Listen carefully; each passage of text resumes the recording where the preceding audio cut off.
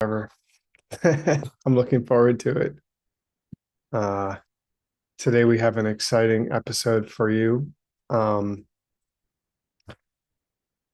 it's still a team class, which have been pretty fun, surprisingly. We're maybe even learning stuff, making progress on some of these books. So I'm, as usual, really happy and honored to get to be a part of this amazing effort to translate and preserve this incredible wisdom. So, are you ready, Utpala? No, but we're gonna start anyway. Oh, well, I'm sure whatever you have is phenomenal, as it always is.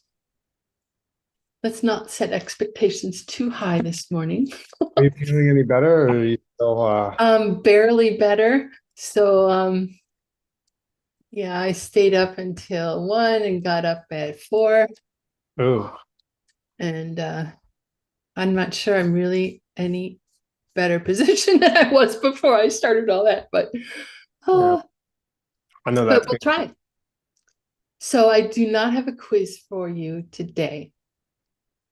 And please, live translators, wave or poke me or something if I speak too quickly. It's not my intention to make your lives any more challenging than they may already be. So, if you recall, um, we were talking about the 3 turnings of the wheel, and there were 2 things that the 3 turnings were not related to. Does anyone recall what those 2 things are? One uh, had to do with like The the order of the time, teachings or you, the stages of his life. yeah, right. right? Doesn't have to do with the stages of his life. The other one was like maybe the 3 tracks of practitioners. Right. It also doesn't have to do with who was in the audience. Mm, mm. And it doesn't mean that all the sutras are really part of the 3 turnings of the wheel. That is an implication because what it is related to, Venerable Gyaltse, is It's related to the teachings on emptiness, the teachings on how things exist, not like how monks and nuns wear their robes.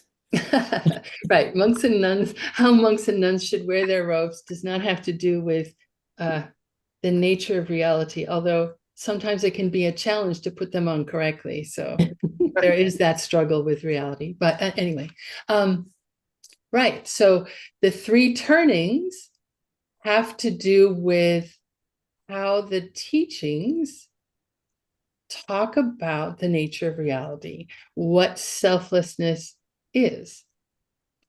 And just as a way of review, so we're all on the same page, how can we say those 3 turnings are distinct with regard to selflessness? The first turning of the wheel Implies that things have some nature of their own. that things really exist. Yeah. Right. From I my don't knowledge, think we can say that. Did the Buddha really teach that everything has a nature of its own? I don't think No, so. but it more that it kind of implies it because he doesn't deny it. He talks about it as if they exist. Maybe Okay, not that things have a nature of their own. right. But That the robes are worn this way. people took it that way. Yeah, And then the second turning of the wheel is related to emptiness. emptiness. And what does it mean? What does emptiness mean in the second turning of the wheel? there's no anything.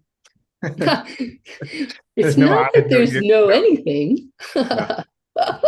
It's that Nothing has an equality? of their own. Right. Nothing has any quality of its own. And then the third turning of the wheel, Word's favorite topic. Yeah, right. Is it, are we doing it from mind only's perspective or middle way's perspective, the third turning? Mm. Oh, why don't you give us both? Okay. Middle mind only, third turning is right. Middle way, third turning is wrong. Right, that's how those schools evaluate the third turning. But how can we talk about, I mean, Yeah. talking about how it is that teachings in the third turning of the wheel discuss the nature of reality? How do they talk about? There are fine distinctions needed to understand the lack of a self nature in different types of objects. And the presence of a self nature in some, right? Some sort of nature. Changing things under the power of other things exist. By definition. Yeah, right. Right. And there's a way in which those don't exist as well. Right. By the way, this quiz was very second turning and kind of zen. It's like the art of giving a quiz. You have no quiz. Yeah, I'm in the Zen mode right now. I love it. Okay, so why the heck are we talking about, once again, the three turnings of the wheel? Well, it's fun. Because we're Well, it's fun. transitioning from mind only school to middle way in your book. We see that glimmer of hope, yes, Boy. but in a more macro view, why are we talking about the three turnings? To end the samsara. I'm going to riff off of that, Pei Ling. The only way to get to the end of samsara is by seeing the nature of reality directly in a state of deep meditation. So, what is the nature of reality? Aha, there were Buddha taught it three in turnings. ways. Excuse me? Buddha taught it in these three ways. Right. And which one do we take as literal? And which ones do we take as figurative?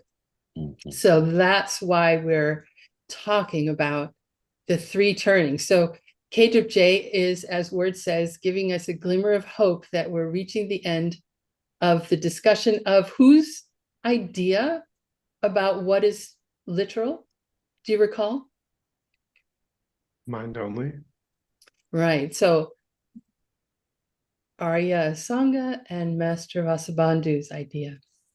Or you could say Maitreya's idea. But and so that's where we are.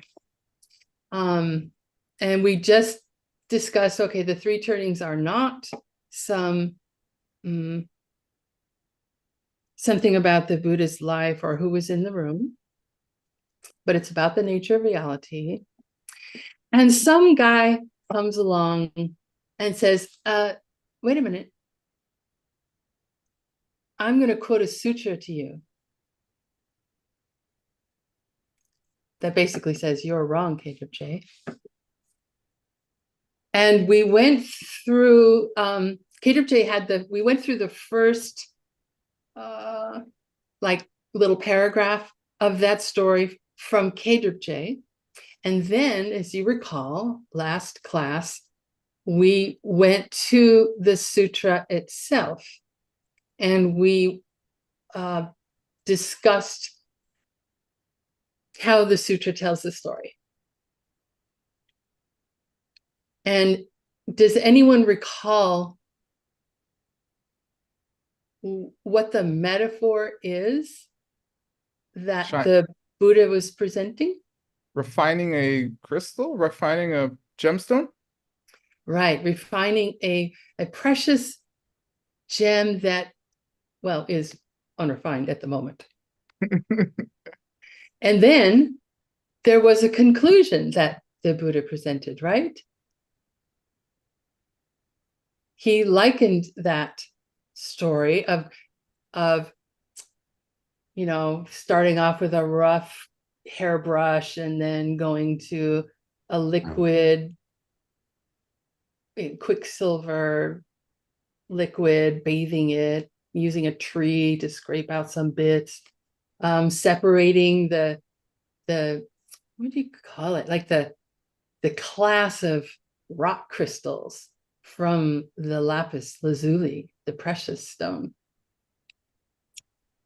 It was in the same way the Buddhists tried to get us to renunciation through polishing us and cleaning us and putting us through the acid. Okay, thank you, Venerable Geshe. Okay, It feels So- like acid sometimes. Yeah, it does.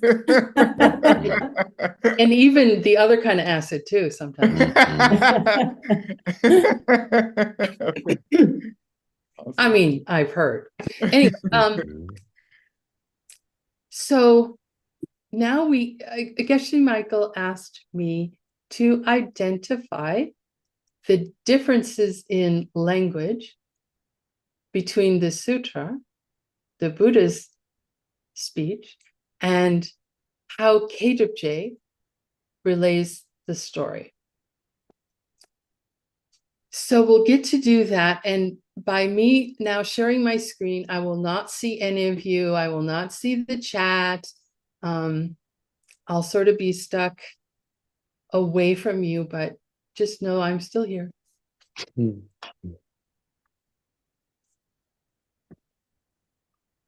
We'll see you. And I'm sorry. You can, those who want to follow along on their computers, I have uploaded this document I'm about to share with you.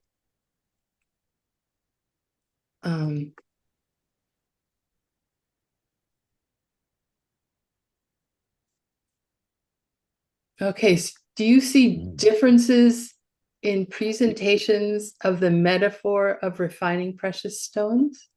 Yes. Yes. Yay! Oh. Miracles abound.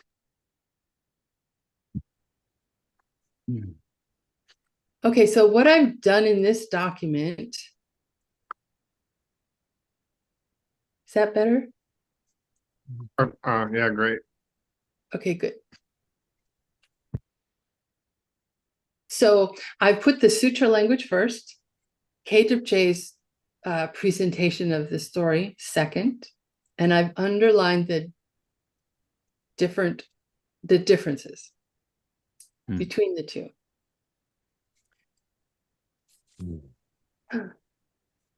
So I'm not sure if do we need to read these aloud in the Tibetan or Up to you. I think we can just discuss it. It's fine. okay. So they both start off very similarly, right? Rikipu, ditate, perna. So the sutra is like, oh, child of noble family. It's like this, for example. And Khedrubje says, Rikipu perna ditate. So we just sort of reorganized it, but it means the same thing. And does anyone recall what a Norbu Kenkepa is? Master jeweler? Yeah. Right. Nice. Thank you. A gemologist? Gemologist. And so this Norbu Jongwa, we Jongwa the Norbus. Cleaning? Work on our Purifying? Right, purifying. Thank you, word, because that comes up to be a difference later on in the story, where KJ talks about purifying and the Buddha talks about cleaning. But anyway, so so the sutra says it's the chogashintu of the purifying precious stones. Like the high And- ritual. A ritual for purifying them. The very Or- ritual. That's what it came to mean, but I like a think in method. this case it means the process for cleaning. And then Cage of J just has a different way of talking about it, which is, I shouldn't have. So it's the difference between choga and tsul. So tsul is anyone? Method, as Oscar said. So we've got the, oh, sorry, I didn't hear you, Oscar. Not The method for purifying stones, or the, what did I say? Process. The process, thank you. Someone was listening, oh my gosh. Okay, the process for purifying stones. And then he's got, what kind of knowledge is it? It's Shinto, according to the Buddha, and it's Lekbar, according to Cave J. So very similar again. Shinto is, what does that mean? He has very Very, yeah. right. Very knowing. Very annoying. Yes, sorry, word. very And annoying. then Lekpar, those of us who did Sojang together yesterday will recall this phrase. knowing real nice. Goodly. Goody. Fine knowledge. Yep. Okay. So then now we have the difference here of Zhangwa Majepa and J uses Yongsuma Dape. So again, very similar. Does anyone know what Yongsu means? Usually Completely. thoroughly. Thoroughly. Yeah. Yeah, thoroughly or completely. And Madakpa, Impure. impure. Mhm. And this is, we Opposite. don't have the thoroughly here, basically, because this says impure. Changwa Majigo. Not yet cleaned. As yet untreated, yeah. Okay. The next difference is now we're talking about how we're going to, like, okay, what's involved with the way of purifying these precious stones that are not yet refined. The Buddha talks about Bultok, which, if you recall from last class, is mineral salts. If someone said something. Mineral salts, yeah. Yeah, great. Thank you. And Kajip J says, Salt. what does he say? He says, Len Sva. Lensa. Salt. Lensa, Yeah, so. which was a new word for me, and it means acid. Yeah. So again, very similar. Lensai Chu maybe means acid. Well, I don't know, a particularly corrosive acid. Maybe there are different levels of Lensa usually means salt, but Geshe said, yeah, Lensa here, Lensei Chu means like a corrosive chemical or something. Or like if you, yeah. At least in colloquial, I think we learned that Lensai was salt. Oh, It is. cool. It totally is. Spicy. Yeah. Spicy. Put it on their cauliflower buffalo wings. Spicy acid. Gobi Manchurian. Okay. Yes. And now the verb that the Buddha uses is true. And the verb that Kedrupje uses is, we think, John. Wash. So Yeah. true, does anyone recall what true means? To wash. Right. Or to bathe. And Zhong, we just talked about it. Purify. Clean. Right. So that's kind of interesting difference. Why can't it be Pong? Eliminate it. Well, see, Pong does show up later too, and so I do have this question, like every time we see Pong, is it really Zhong? Because to eliminate, there's no, what, okay, so we're eliminating the thoroughly impure precious stone By using the acid water. by applying the acid. Mm. But we're not eliminating the stone, we're eliminating impurities. We're not eliminating a thoroughly impure stone. Otherwise, that would be the end. Right? Of the impurities. Yeah, be the end of the impure stone. Yeah, the stone would be gone. No, the stone would. No? Okay. I agree with Word. Your argument is Yongsu Madak. Okay. That was a splash of cold water in the face. I'll drink some. I'm joking. Either way. Very, very good use of Yongsuma Dakpa. Thank you. Okay, well, I thought it was different, but anyway, all right. So, the next difference is, again, it's pretty subtle. We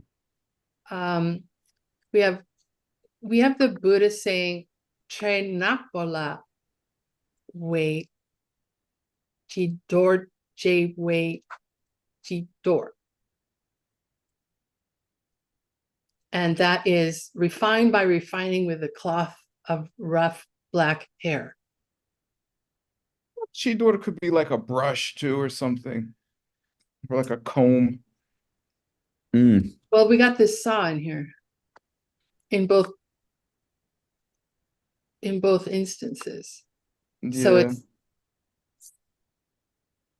yeah. but of course, Geshe Michael will we'll make sure this comes out correctly. Sure. And what Kedrupje says is that basically you're purifying by thoroughly purifying by using a hair cloth, a cloth made of hair. So it's just, again, purifying versus cleaning, and a cloth of hair versus a rough cloth of hair. So this one was implying a finer cloth, right? Or it's not? Because no, not yet. We're at the rough. This is the right. this is the first of the applications. Yeah, so this is coarse, like coarse hair cloth, coarse. Right. And so Tran Nakbo means like the darker hairs, like the coarser hairs. Probably like from a horse's mane or something. Yeah, like the darker hair, like as opposed to the little fine ones. Right, right. Okay. Thank you. And then there's a slight difference in, as you recall, we talked about how the sutra said they don't the gyun of their tsundru, some They don't stop there. Their efforts. Yeah. They don't stop their efforts by just doing that. Yeah. Also, not only do they not stop their efforts by not just that. Just that. Yeah. Uh-huh. And J's little phrase is a tiny bit shorter, Mm. but he talks about how they don't dorwa their sunpa. Chuck. Right, they don't abandon their efforts. That is more eloquent. And then he's got the yang in there. So it isn't even that they abandon efforts by just doing that. Mm. Something like that. Well, we see that KJ managed to retain the meaning. If he didn't, Yeah, so far he has not deviated. Hmm. So we've got our thinking again of the three turnings. In the metaphor, we've got our first of the three turnings here. Right? What do you, yeah, You- very good. What does the key mean at the end? Are you having this but in the sutra version? Yeah, there is, isn't there?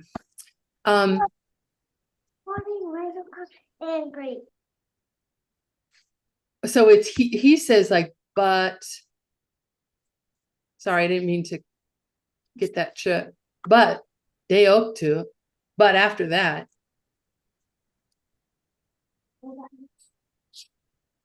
They up to after that. It seems like it should be a soft disjunctive if they're continuing their efforts though. Just being nitpicky just for fun, but So how We'll would you see. do it then? How would you? like if the kyang is even and not also, then I think the key would be like because it wouldn't be but, because that would be a hard disjunctive. Then it that might would be like a rather or something. yeah, rather they, yeah, exactly. I guess we'll have to see what Mhm. exciting things come next. We should make this into a comic book. So the entire Kangir. Maybe people will read it. Okay, we got through one part of the metaphor. Yay! Now we go on to the second part of the metaphor, and there are again differences. So we've got our difference between Pru and Pong, which may be Pong or maybe Zhong. Mhm. Right, so we're bathing here, and we're bathing it in acidic water. Isn't this Quicksilver now? Mercury? Yeah, Oh yeah. acidic quicksilver. I see that, yeah. Is Ooh, it like And Hmm. here we're purifying it with corrosive seikikua, juices? which Plant juices? literally means, I mean, I don't know what this phrase is. I couldn't find the phrase. It means Kyle. food juices. It's probably like a Mm. herb. You squeeze out some herb or something and you get some like weird Food juices. Food juice. food juices. So it's like like maybe, do you think it's Sunny D. maybe related to like when you eat something, then you've got a bunch of acid happening in your stomach to break down the food into its elements to be absorbed by the body. Didn't Geshe say it was aconitum? Was what? Aconite, it could be aconite. Yeah. the something like the great medicine or something like that? Oh, that's Yeah. coming up. Oh, okay. But literally, Stop. it's the food of semen.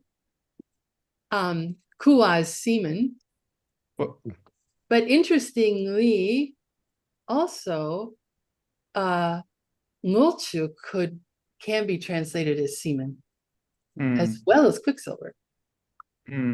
I just found that a curious thing. Yeah. Kua means semen just the way that juice means juice. Like like this rarefied substance that's potent. That's what Kua. Okay. A potent Yeah. juice. Yeah. Okay. So we already talked about the Kru and Pang. So here the Buddha talks about, we have our Shi Dor Jia Wei, Shi Dor Che. So clean by cleaning, with Xing Dang Nambu, which Xing, Stick and cloth. yeah, stick and cloth. Xing is tree or stick, and Nambu is cloth. And then K-drip J is talking about, oh, sorry. Huh. There. K-drip J is talking about purifying by purifying with a woolen cloth. Lovely. I don't know what, I mean, it's just interesting that came into it.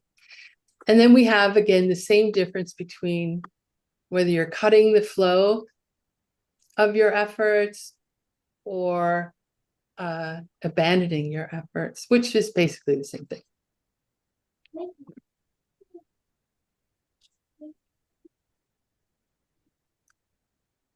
So here we go on to the third of the 3 steps of purifying an unrefined gemstone. Deoktu, do you remember anyone? Then Yeah, and after that, After that, now Venerable Gyaltse mentioned Poi Kue Tru. We're going to bathe by doing what?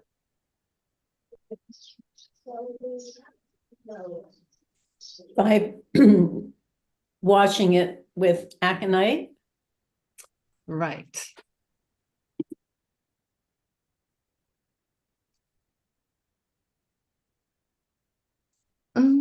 Sorry. which is a famous herb in Asia and Europe because it's so deadly. Yeah, yeah. Super poisonous. Oh gosh, these are all pretty deadly, eh? Yeah, Don't be but drinking yeah. quicksilver. Don't be eating aconite. So that's the mention, the Yep. great medicine. Yeah. Okay. And then we have just, I mean, it's just an interesting differences. We're again, Chi Dor Jiawei, Chi Dor Che. We're cleaning by cleaning. And this time with array trauma. So fine cloth. subtle cloth. a fine cloth, right. And here we're ponging with Maybe. yeah, right. We are purifying, we purify by purifying with, and this is Ray Sapmu. Thin cloth? Someone knows Sapmu? Yeah. Thin or delicate. Mhm. So one is fine and one is delicate. Mm. Okay. And then we have this final process here. All of that is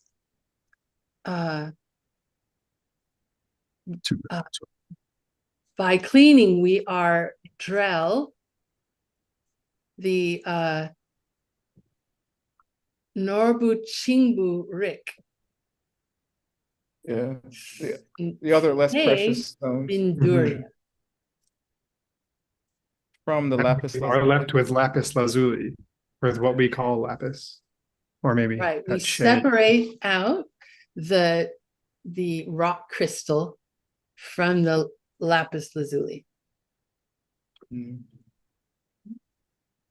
And Nice. here sorry, Mike. Wait, sorry, Venerable. Is the Yeah. S there for sutra? Yeah. Mhm. Okay. Yo, I was just yeah, wondering if sorry. I was wondering if the Sheijiao is in the sutra, because then I guess It it's not. is. So he's saying with what we call lapis, I guess. Well, because we're talking about he's relaying the story of what a gemologist says is the way to Mm. purify out the impurities in a precious gem that is unrefined. So Buddha's like, this is what those So guys it's like they say, you know, these gemologists say. got it. This Norbu Kenkepa told me once. Yeah, Yeah, exactly. This Yeah. Norbu Kenkepa. 3,000 So- years from now, this is what they want. Yeah, Cool. as long as they don't turn it into Utpala once said, no, don't say that. Okay. No, he's gonna be like, I was that Norbu Kenkepa.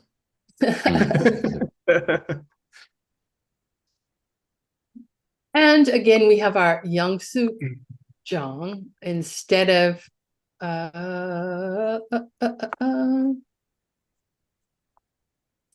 Ji Dorje.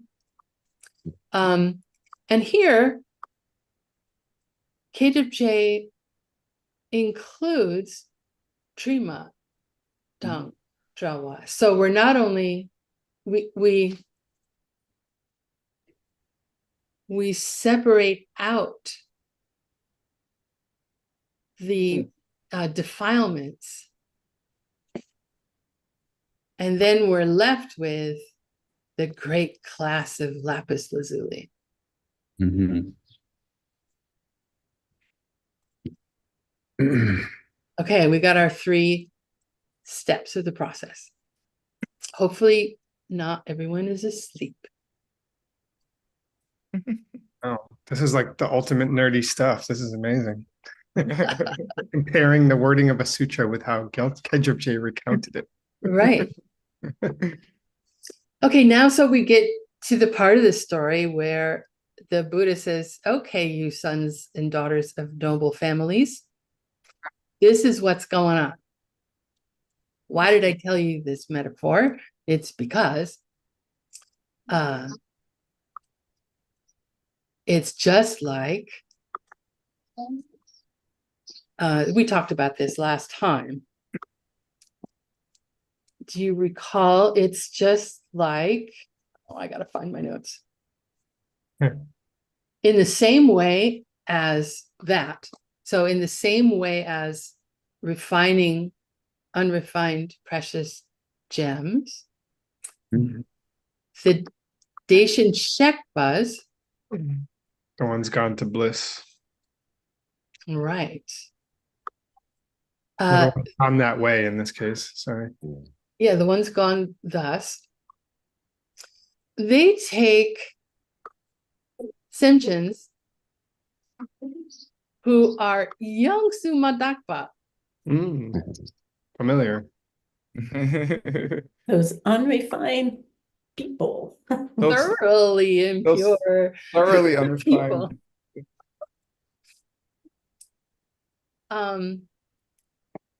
Kedrushe throws in this young, which I thought was interesting. Does anyone have an idea of why he might have thrown that in? Just Even like those- the gemstones. Oh, Well, we already have the Dacian. Yeah, yeah, in the same way, the Dacian Sheikh was also, Oh, also. yeah, they also do the same process to unrefined living. Completely, thoroughly, Yeah. unmistakably impure living beings. And they're calm, says Kedrushe, and then the Buddha said they they're calm. They know their type. They know their, I'm guessing this has to do with knowing how to purify them each. I think the difference is that Rick would be recognizing. So they recognize their And Geshe said that calm was passion. So they recognize these thoroughly impure living beings' passions. Mhm. And KJ just says they ken them.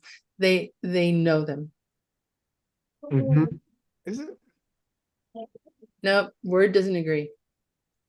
I don't know. I mean, calm can mean like 16 things, so it's a Yep. hard word to translate. Right. So and how else obviously- could we translate it then? Calm can mean something. Well, it can mean category in the sense of the 18 categories, and I feel like it can mean something like type. Realm also, yeah. Yeah, it could be Or their realm. nature? I feel like it's something like nature. I mean, Almost like it functions like sometimes like Nampa, like aspect. yeah, Uh-huh. kind, Right. type. Yeah. In DCI, Geshe translates it with 3 words: talent, passion, purpose. Yeah. Yeah. Yeah, in this case, I think Geshe Michael might even have glossed it as saying that they know how to refine each person, like what their individual needs. Right. That's awesome. Yeah. Yeah. Whatever. And then we have our list, which KJ includes word for word, mitakpa, impermanence, duknyang, wa, someone, Oh, a suffering being. suffering-ish, Sufferers. and takmepa, selfless, Lack of self-nature. Selflessness. Now, the Buddha says, mi dukpa ying juwar. The Juwar. the ugliness which springs forth from their brain. So he said that Yi Zhonghua was a form of renunciation. Mm-hmm. But what would you say that Midukpa is like repulsive or something? Unattractive, ugly, repulsive. Uh-huh. You get So the- renunciation. Mijungwar Gyorwa. Mm-hmm. Yeah. But these are the Chinchi Lok Shi. These are the Ass backward views. Yeah, these are the 4 ass backwards. okay. And maybe Keidroche just comes to the point and says Mitsangwa, which is impurity or filth. They usually use Mitsangwa for the 4th Chinchi Lok, not Mitukpa. Nowadays. So maybe nowadays came into being in like the 1400s or something. Yeah, nowadays is 1405.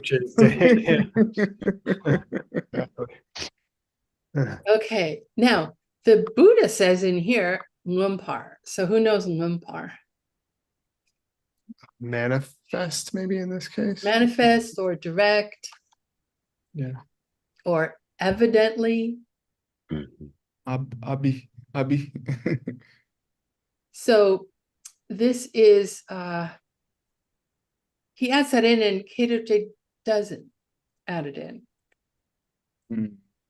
So we're talking about, as you recall, Semchens being Gawa with Korwa.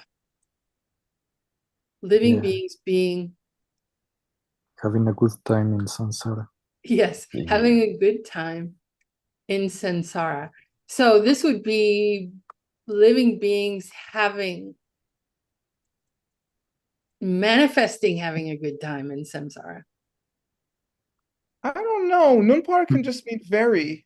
Very. Oh, they're having a very good Abi. Yeah, just abi. It can mean. I think with the R, it has to. It becomes like adverbial or whatever. Okay, so they're having a very good time. I think. samsara. Yeah. At least those ones in the 6th realm, right?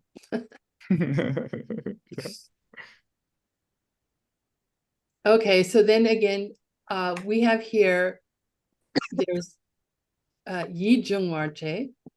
Does anyone recall what that was? They get renunciation. Right, they get renunciation. And J says koa kepadze. They get sad about it? Right, they generate grief. Yeah. I don't know, just something to recall. Yeah, it is interesting. That's pretty different, actually. Mhm. But I think it's the sadness like Avalokiteshvar looking at sentient beings like, that kind of sadness. Mhm. Yeah. And this is just again a very subtle difference where the Buddha says njukparje, J said zuparje. Just honorific versus regular. Oh, maybe so. I think they're both regular. They just mean enter. Are they both regular? I thought Zipardze with a Mao. Isn't that honorific for J? They definitely is. It's I don't know about Z. I'm Yeah, interested to know though. Yeah. To bring about. I don't know if it's honorific or not. Yeah. Yeah, I'm not sure. I can look. Somebody look. Okay, so those are pretty similar, except we have our new word for the fourth. And we've got the introduction of grief into the idea of renunciation.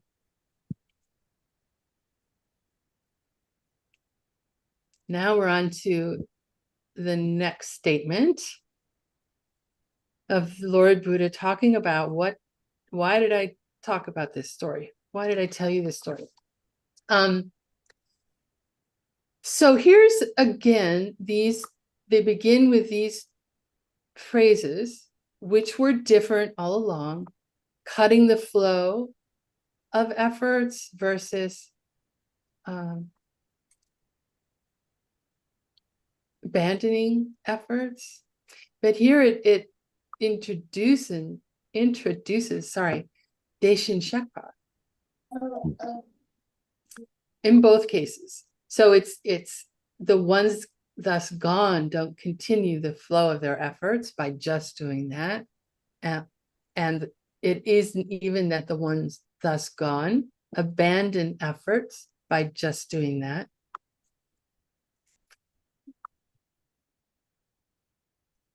And here we're talking about emptiness. And does anyone recall the three?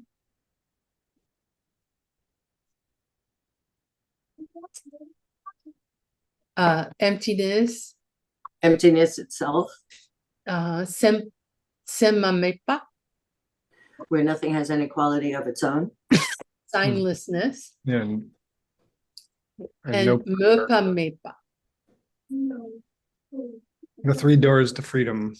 Yeah, the 3 doors to freedom. No prayer. It happens to be namtarg also. Not a prayer. Right. They're basically topics about emptiness. So the difference here is the Buddha says Kongdu Chuparje. Get it in your head.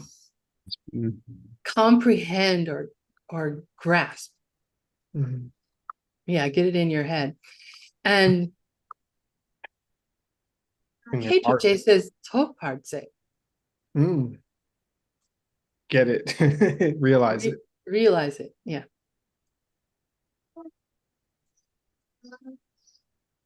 Can you tell I'm trying to make this fit until 8 o'clock? No, 9 o'clock.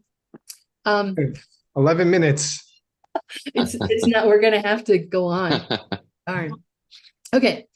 Now we're at the last part from this sutra. So again, we've got the difference in cutting the flow or abandoning the efforts by just doing that. They don't abandon, they don't cut the flow of their efforts.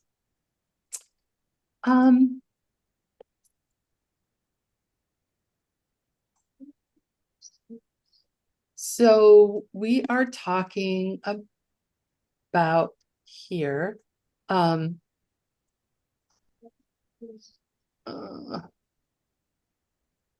Day 2. What did Geshe Michael said after, so that this one back up here, this was basically the second turning of the wheel, Mm, right? Emptiness. mhm. Now we're on to after that. So we're into the third turning. The turn.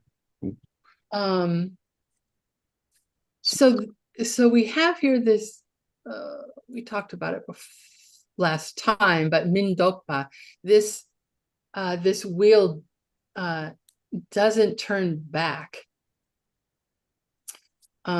So this idea that you're not going to regress after whatever we're talking about.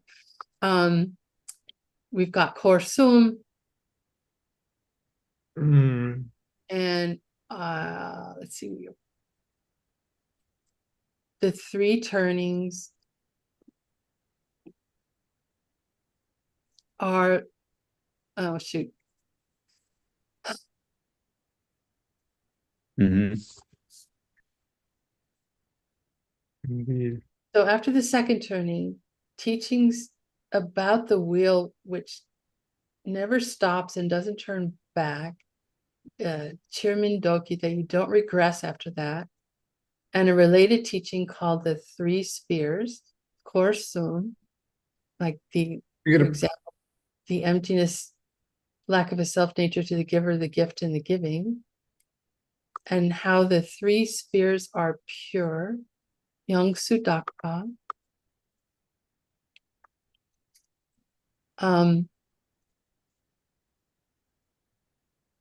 Is, where is the is like part? Please, like, the assumption, deduction, check, your lines. Sun Young Sudakpa Tang, Gi Sen Jins.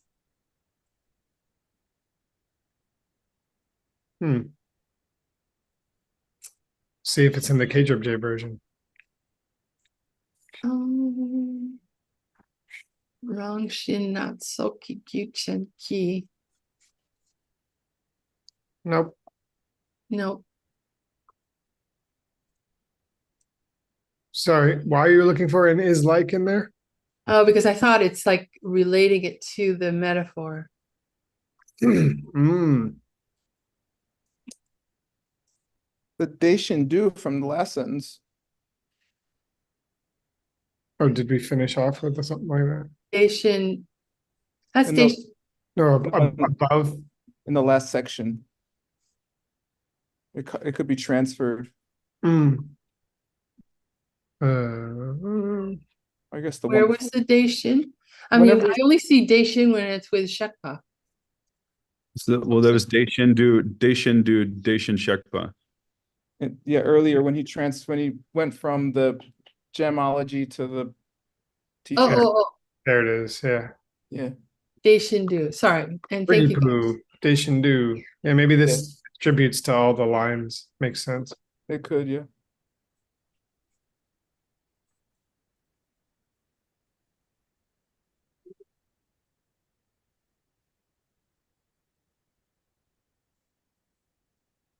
So I forgot to make notes about this phrase.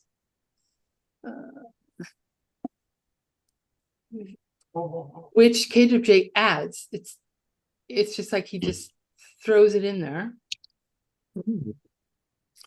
In between the Tom Gi and the Senshin. Wow. So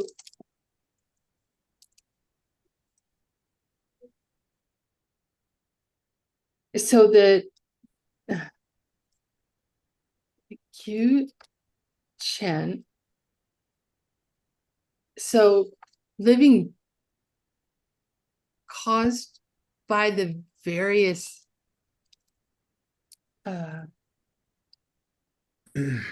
Nature. natures. I think it's nature, yeah. Yep. Or essence. Nature, variety caused by. Mm. Well, we have to read the whole sentence, but it looks like it says something like it has causes through its, it has causes of various like types or something. Mm-hmm. But we have to see what he's talking about. So he's talking about Zhe, and they flip it this time. Mhm. The Buddha said Zhe, and Kedubje says Juk. So enter into the Yule of the Daishin Shekpa. To the land of those gone thus. Yep. So entering into the land of those gone thus, these beings These beings with causes relating to various natures. Yeah. What do you suppose? What the heck does that mean? Well, let's get all the way to the beginning because we need to know what the heck's going on. Korsum. Isn't what Rangshin, isn't that what the three turnings of the wheel? Isn't that the thing being discussed? Isn't that the difference in each turning? What the nature of things are? The Rangshin, right? Probably yes. Okay. So Yeah. Korsum Yangsu Dakpe Tangi. So is it possible that Korsum here doesn't even mean three spheres, but he's just talking about the three turnings? yeah, Korsum, the three turnings. Korlosum. Korlosum. I feel like Geshe Michael wrote in brackets above the three spheres. But maybe he was just quickly. Is that Geshe Michael's notes? Yep. But I would tend to think that it's talking about the three turnings here because we're in that, and it seems to be saying.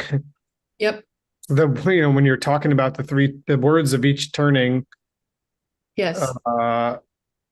Is helping that you're helping people with the various types of predispositions enter into the world of the land of those gone that way.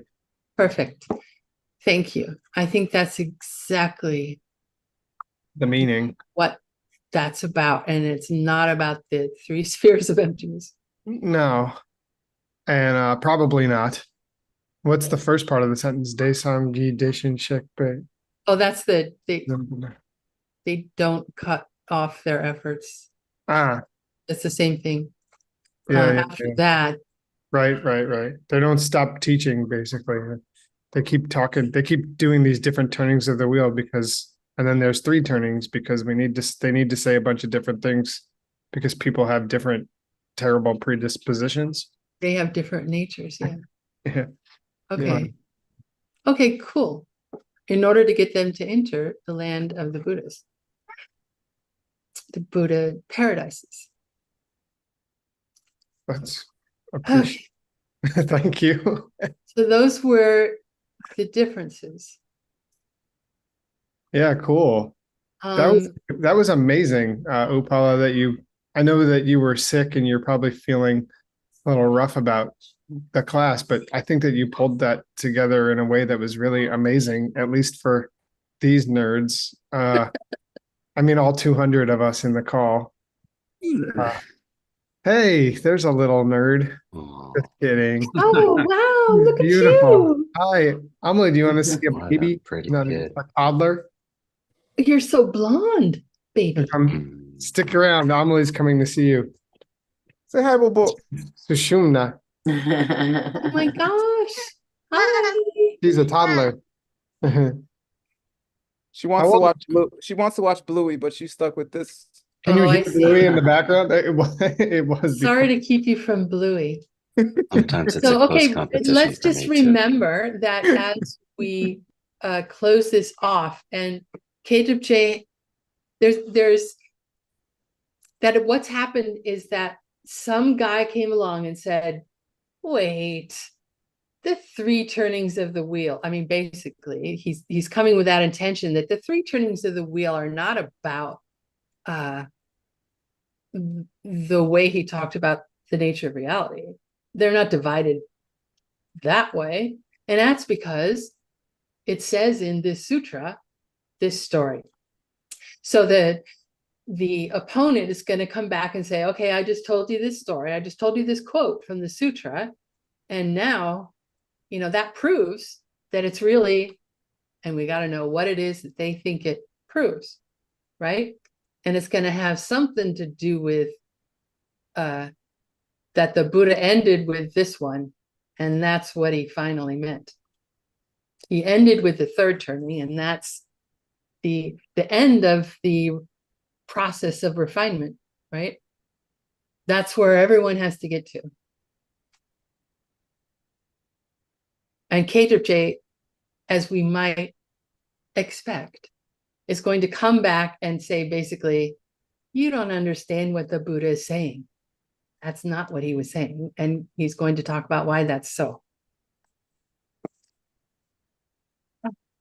Thank you for your patience with me, and thank you for allowing me to struggle through this.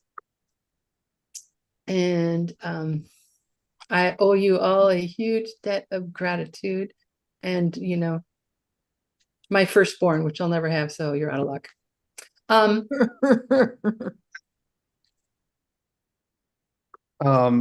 So now you can give a nice 15-minute discussion. Now we can talk for 15 minutes about something that you heard in this metaphor, and maybe in the wrapping up of the metaphor by the Buddha, or maybe in differences in wording, if you want to go that way, and how you can use that in your life to get the heck out of suffering. Like, how can we use this in our practice to become enlightened? Or maybe even just advance a little bit on the path.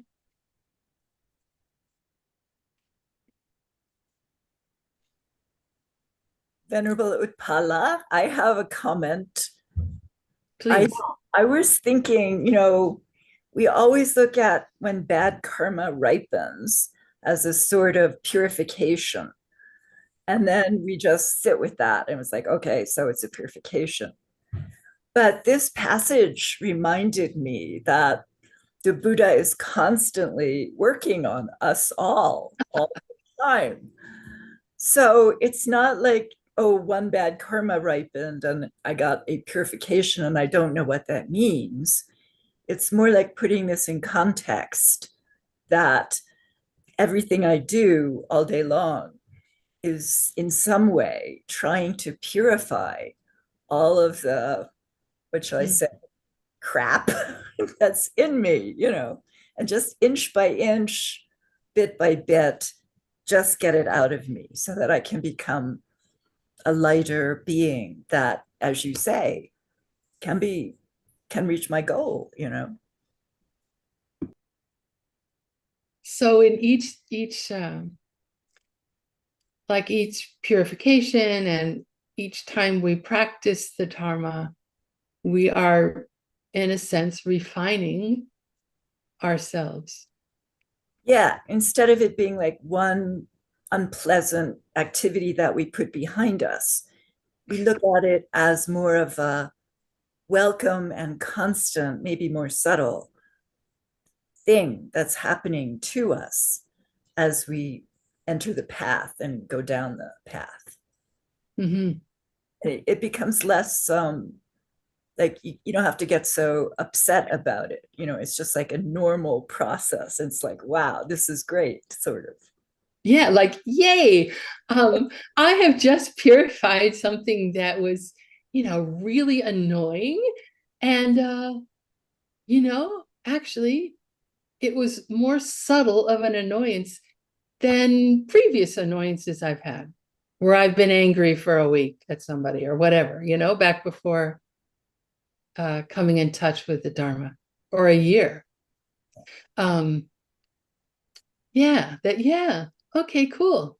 Yeah, so it becomes sort of a normal everyday practice process. It's like, cool. Yeah, being sick is a huge purification. And yeah, great. That's great. Thank you, Christine.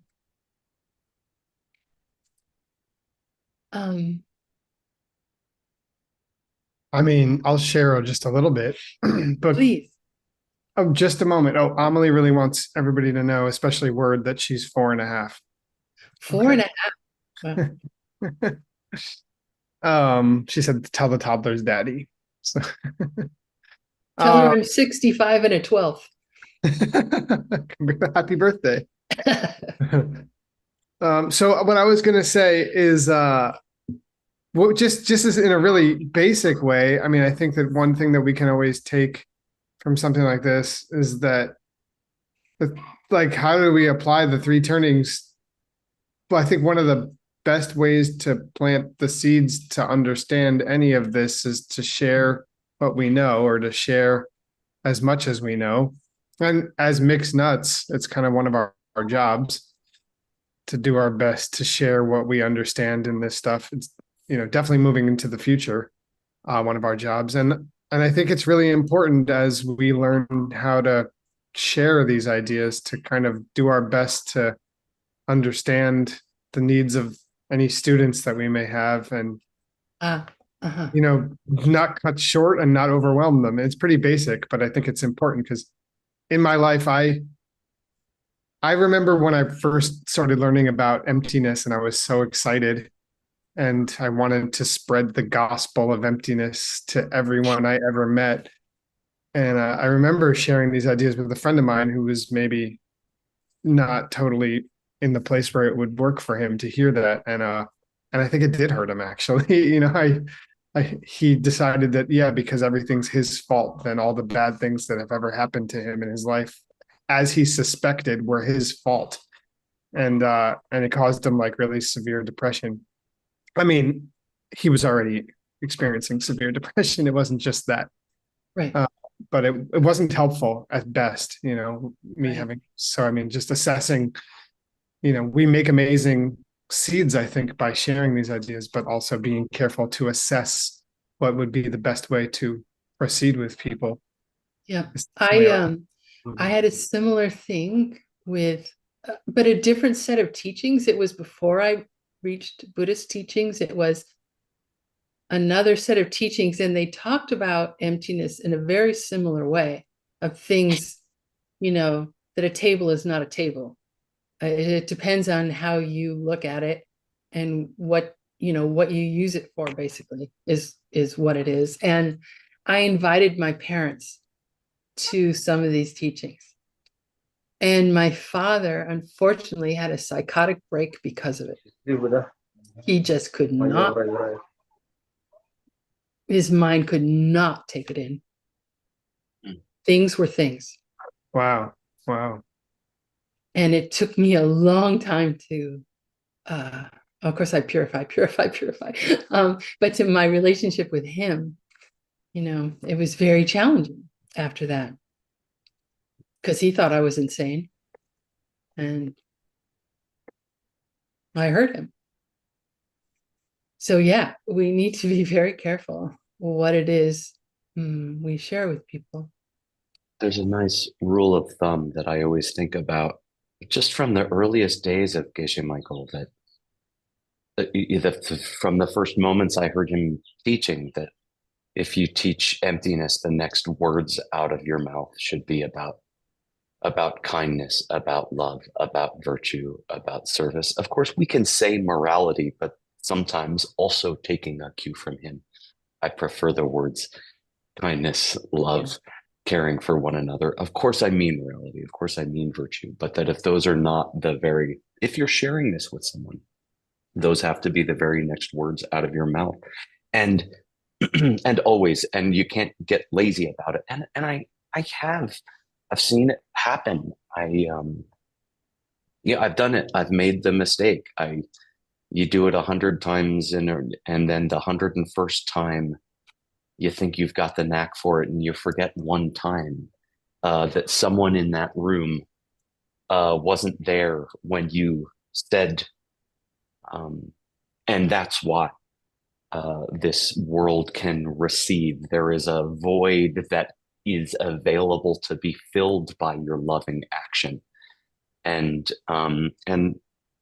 we'll mess up, but the stakes are really high. And I know, another thing that I remember Geshe Michael saying once, it's, you may feel underqualified, but it's like the world has a spiritual cancer or something of thinking about themselves, and doctors are few and far between, and you're needed, and you may not be the best. You would like to have more qualification. I would like to have more qualification, but you're what's available, and you have to act. If you're the one on the plane, and there's no other doctors on the plane to help somebody, and we're all on the plane, we're all going down on the plane, and if you're nearby, you have to help, and you're going to do it imperfectly. But just remember the one thing: it's all, you can teach these beautiful, profound ideas, and they're earth-shattering, and they're trippy, right? Like whatever, like an acid trip, like we said, and that can be fun and exciting to those of us who are grounded again and again in love, but terrifying if you're not, if you feel alone in that space. And you're not alone. I love what Nick said. Also, we're here. I had a friend recently who came and asked me some philosophical questions, and they were so apologetic. They said, I'm sorry to be bothering you with this. I know that you do this and you deal with this all the time, and I hate to bother you with these questions. And I thought, oh no, we're sitting around waiting for you to ask. So don't be shy to reach out to Mixed Nuts and to each other. We're just waiting for you to ask. Please, it's what we're here for. And we want friends to share with, not just that we're here to help you, though if that's the way you want to look at it, great. But we're also here because we want friends that want to talk about this. And if you have questions, then I get to talk about it with you more, and I get to think about it more. I need friends like you who are sitting back, afraid to ask. Don't be shy. Reach out to Mixed Nuts. We're here. We're just waiting for you to ask. And how else could we create a Buddha paradise where we're sitting as an enlightened being surrounded by 10th level bodhisattvas talking about Dharma 24/7? That's how we create it. Yeah. I look forward to that day. It might look a little bit something like this. Hopefully it's not Zoom separated or Zoom connected. Hopefully it's more, well, it'll probably be a whole different thing. Gosh, what do I know? Well, right now, Utpala, you are emanating yourself to 165 homes across the world. You are in all of those places. They can hear you and they can see you. So they say there comes a day where they could even touch you, pinch you, give and get a hug from you. I look forward to the day when we don't abandon Zoom. We just make it even better. We have the ultimate Buddha Zoom. I like that a lot. Thank you. We must be moving in that direction, or We must be. share this space. Must be. Has to be. Only reasonable explanation of what you see before you. Wow. So we should all rejoice about that, man. That's like incredible to have that experience. Boy, dedicate that for more and better. I thought Zoom was expensive, but now I think it's worth every penny. Cheap. Dirt cheap. Dirt cheap, exactly. And, cheap at any cost.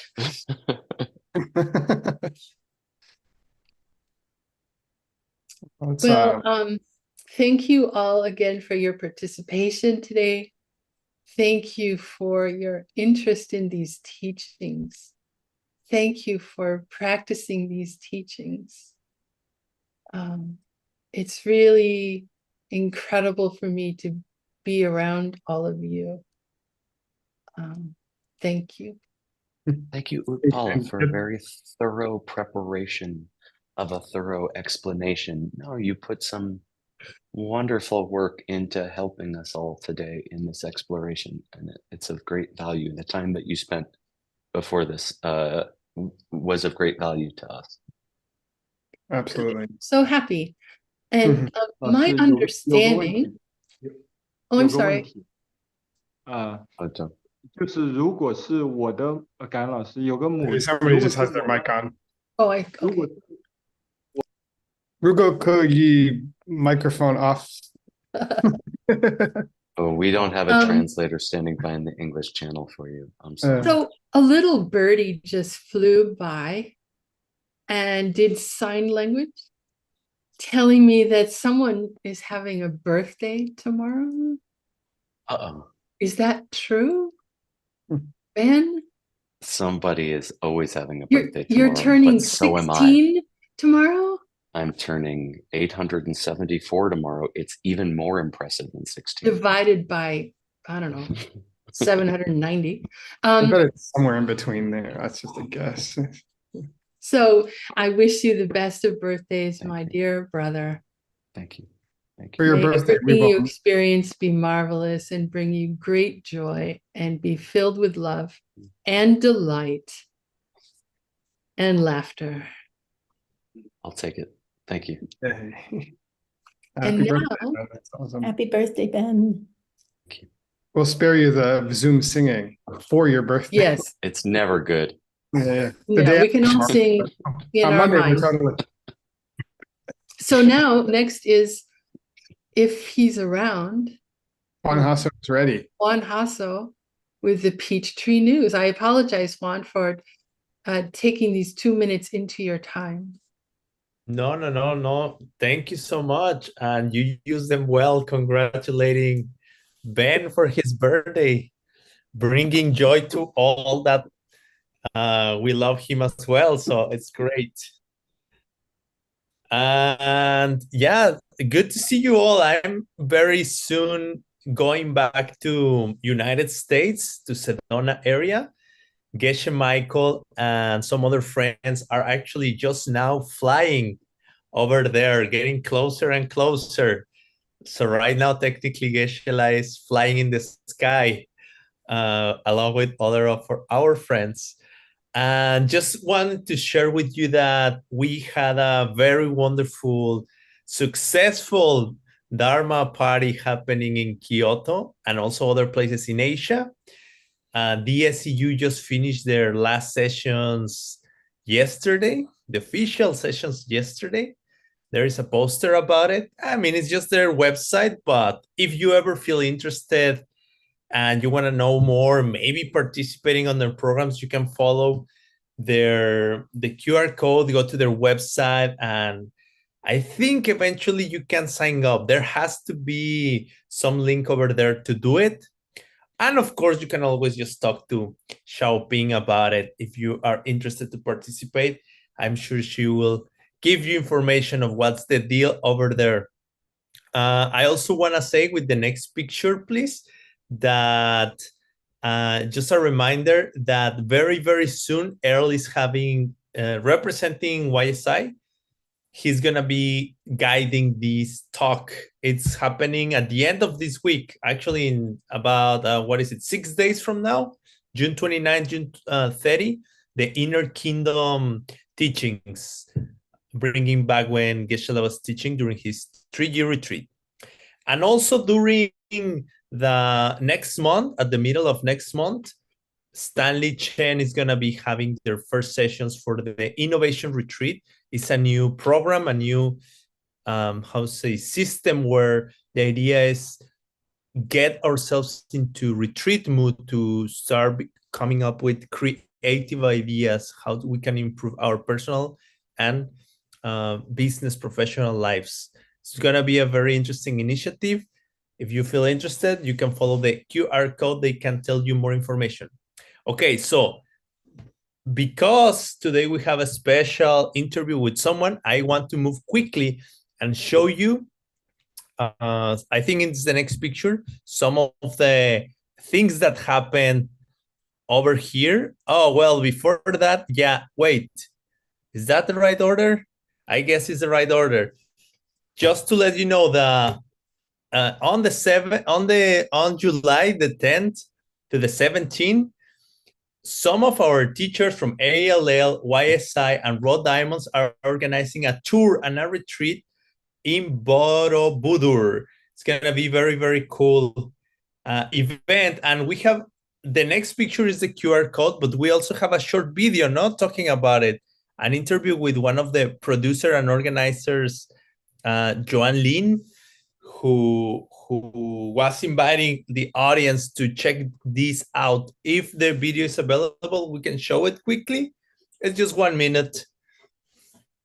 And here we are with our friend, Joan Lee. Hello, I'm Joan Lin. Nice to see you all. And she's organizing a very cool event in Borobudur soon. So can you tell us a little bit about that? And maybe tell us when is it gonna happen?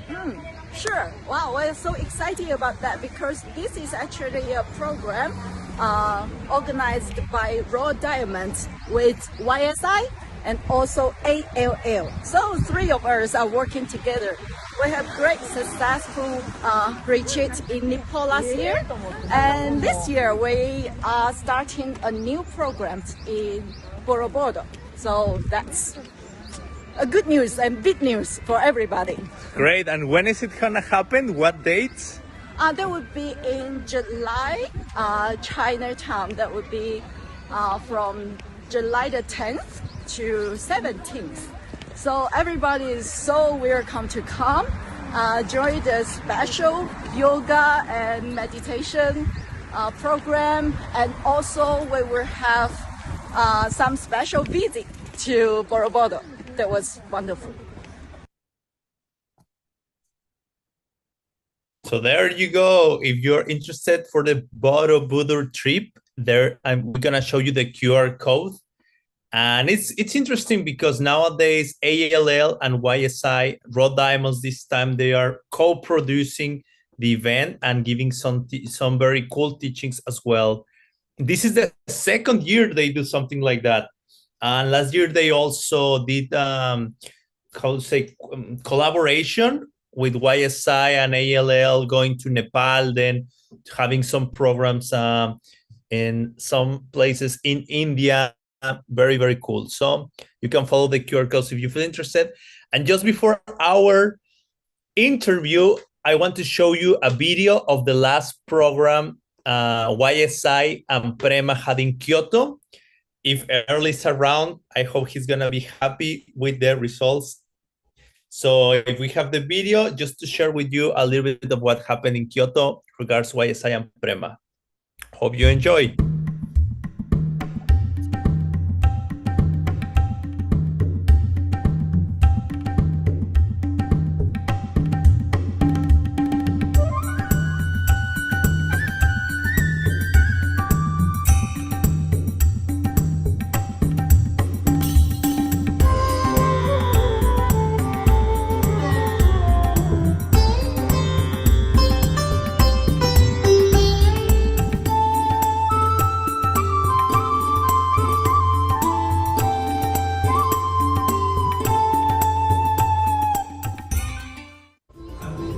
People have been meditating for more than 5 years. 这个任务是已经持续静思说超过5年了的。对，但是我经常遇到自己做了5年还是10年静思的会议群啊，他们觉得他们静思5年。And so, how do we get better at meditation? 所以我们怎么可以在静思 Where we're at. 我们需要明白我们现在在处在什么位置上。 We have to understand where we're going. 然后要明白我们到底要去哪里。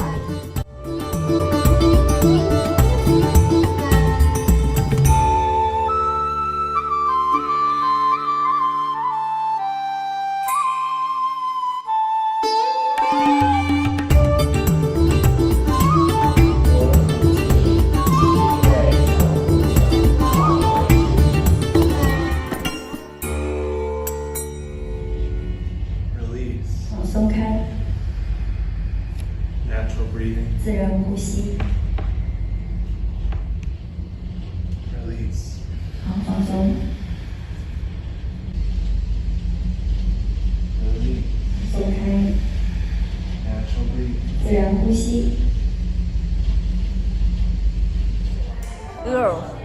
delivered a so amazing class, lead us to get upgrade meditation. Especially, he explained the problem very clearly during our meditation and lead us try to reach the highest goal. Hey guys, I just hear from the audience that you guys describe very, very well the problems of meditation. Is it because you have had them yourself sometimes? You know, I was thinking about this today. I was thinking like, there's very, very few things that I feel like I know more than Geshe Michael about. But I think I know more than him about crappy meditation. Oh, okay. Like when we're talking about the problems of meditations and dullness, I think I know more than Geshe Michael. He likes to say that the captain who crashes the ship knows where the rocks are. So now the good news is like people were actually enjoying the such in detail descriptions. So in a way, thank you so much for crashing your ship there. Yeah, all that ship crashing has paid. Hello, my name is Veronica. I'm from Taiwan. Last year, I became a YSI distributor, and this event is really amazing. I really like all the course design of Prema because they design Lady Nirvana yoga and also meditation, very detailed. And also we can travel around the temples in Kyoto, and we see a lot of beautiful scenes here. Hi, my name is Yuki, but I'm now living at New York, and I'm also now is the director of Chinese language division from YSI. I think what I can share about this retreat, I think we were teaching about how to train your mind, and then the meditation taught by Earl, which is really helpful for the people who is willing to develop their abilities in meditations. And then what's special is for December, we are planning to plan the events in the mountains which have really strong environment about what we learn. So I think which in that specific area, we are not only, we definitely get a strong connection with the theory and with our physical practice. So I hope everyone can come and join us on December.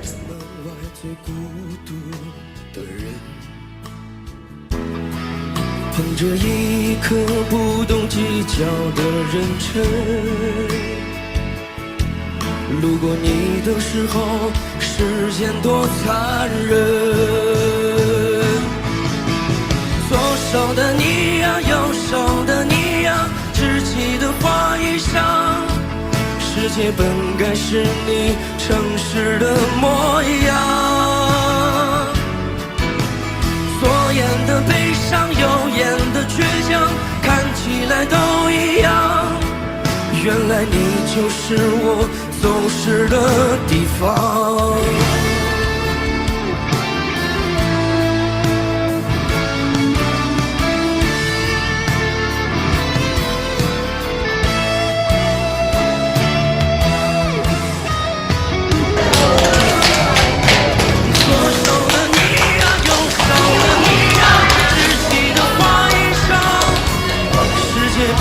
是你诚实的模样。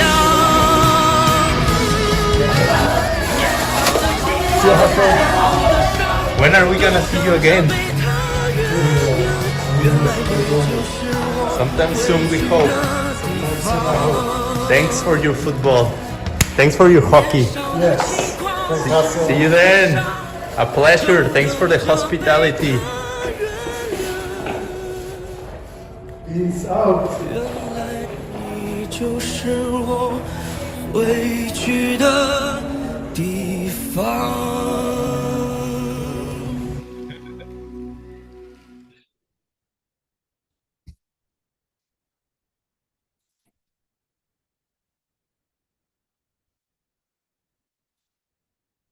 There you go. That was pretty much the retreat on YSI, and Earl, Benji, and many of the organizers did an amazing, amazing job.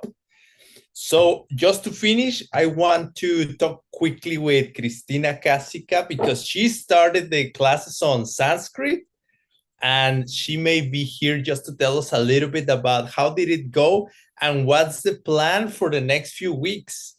We're gonna share with you the poster. How are you, Cristina? Great, great. Hi, Juan. How are you? Good, thank you. It's also 1:30 morning time in Japan, but Oh, well, thank you for being with us. thank you as well. So tell us, you had a last Thursday your first class on the Sanskrit series. How did you feel about it? How did it go? And what's your plan like content-wise for the next few weeks? Well, that's quite a question. Wonderful. Well, we had our first organic Sanskrit class, class 1 of series 1, this past Thursday. And they're going to be every Thursday for 9 more weeks at 9 o'clock in the morning, World Central Time, which is Arizona time, as we all know. And I think it went really well. We had somewhere between 50 and 100 people. I don't have the final number yet. And they were from all over the world, which is very interesting as you try to teach a foreign language in English. People who don't know the foreign language don't necessarily speak English. So these are very brave, wonderful people studying this. It's great. Very nice. And what do you plan to cover in this series of 9 weeks? Well, we are calling it Organic Sanskrit. And this is the name that Geshe Michael loves. And I am not a student of Tibetan, but I believe that he teaches Tibetan in a very organic way. And what this means is we don't take a traditional university approach to teaching Sanskrit. We are going to wander around and choose interesting and important things to teach. And over some time, people will get a good understanding of Sanskrit. But for example, on Thursday, we started not with any papers or pens or telling any rules, but we started with sound because Sanskrit is a sound-based language. So we spent the first part of the class just making noise. Learning to pronounce the alphabet? We're going to do that. We started with the letter A, which of course in Sanskrit is not A, it is And we learn to draw it, and we learn to say it, and we learn to recite the alphabet song. And next time, we are going to talk about the long and the short of it. As you know, Juan, from taking mixed nuts classes, it's very important in Sanskrit to know which letters are long and which are short and how to say them.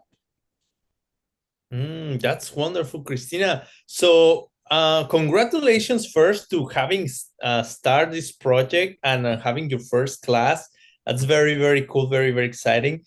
And here we are sharing the poster. So as far as I understand, the way it's going to work is if you're interested to attend to the classes, you get yourself into the Telegram chat where information on details about Zoom link, timing, content, and how it works regards, because it's also, as far as I understand, some of the intent of this is to keep fundraising for the Mixed Nuts project. So everything, all the information related to get yourself inside the Good Night Book Club and how to donate and stuff, it's gonna be there. Is that correct? Just the idea is for anyone who wants to participate, follow the QR code, get into the Telegram chat, and there you're gonna get the whatever you need to attend the classes. Yes, that is my understanding. Now, this course was organized by Ina Ivanina under the auspices of Nicola Shaw of Diamond Cutter Classics. And one of Ina's main ideas is to get everyone to participate to some degree in the Goodnight Book Club. However, I want to make it clear to people that even a tiny contribution will get you entrance admission into organic Sanskrit. So it's not something you should worry about if you don't have $30 a month. Go to this link and you will see that you will still be able to join very easily. Thank you very much, Christina. And soon I will contact you because I think it will be interesting to hear more about your Sanskrit, how to say, progression, education, development, and you can share with all of us a little bit of your personal story on that. So soon it will be great to have you again and to keep hearing how this project is going. For now, you know, time flies and I'll be flying tomorrow. So it's good to see you all. Is any other activity happening today is worth teaching today or no? I think no, right? Now it's only Mondays? Okay. So thank you all. Thank you very much. Happy birthday, Ben. We'll be sharing your birthday poster on Monday, I guess, I hope. See you all. Best regards. See you soon.